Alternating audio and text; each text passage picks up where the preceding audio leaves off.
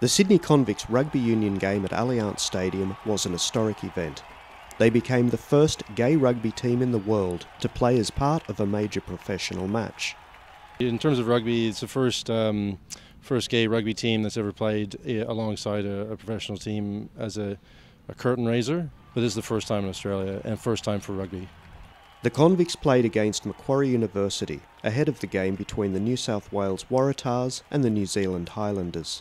We are the heavy favourites to win. The last couple weeks we've been playing extraordinarily well against some very big, tough sides in our regular competition. So the other teams will have their work cut out for them. It's going to be a tough match, but hopefully we can get up. Congratulations to the Convicts on a very respectable 30-12 win. Playing at Allianz is a once-in-a-lifetime opportunity, and the entire team is extremely proud and excited to be making history. We're the first gay sporting team to be playing at a professional sporting field, so that's a very exciting prospect. The Convicts hope this game will help to challenge the misconception that gay people can't play sport. Gays have been playing sports forever. The thing is that people are just starting to realise it, and now we're going to highlight that we can play physical contact sports. You know, it'll just be a way for us to demonstrate that gay or straight, it doesn't actually matter who you're in love with. It's not a reflection of how you play. It's about the content of someone's character and their love of the game that matters. They also want to raise awareness that homophobia in sport is still a major issue, and GLBT people, at times, still feel unwelcome. There should never be discrimination in sports, that people should never be turned away because of their sexuality.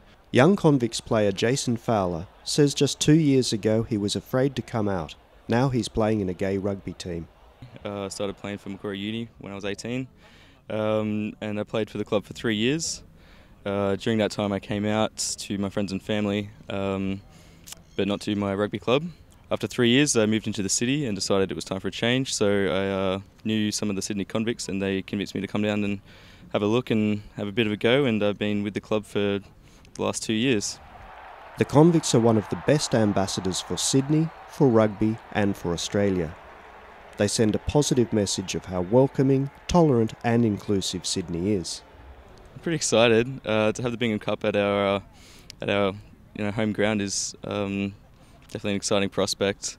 Would have liked to have travelled away for my first Bingham Cup and gone out with the boys overseas, but just to have it here is a really special occasion. So it'll be something for everybody here in Sydney, and at the end of August it'd be pretty fantastic.